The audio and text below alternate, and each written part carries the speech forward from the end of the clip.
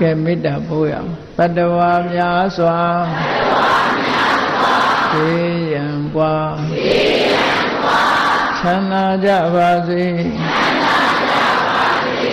တတ္တဝါများစွာသေရန်กว่าချမ်းသာကြပါစေမေတ္တာရည်ချမ်းသုံးငါဖြံငြိမ်းချမ်းကြပါစေမေတ္တာရည်ချမ်းသုံးငါဖြံငြိမ်းချမ်းကြပါစေသက်ရှိချမ်းသာစိတ်ချမ်းသာဒုရဆန္ဒပြည့်ပါစေ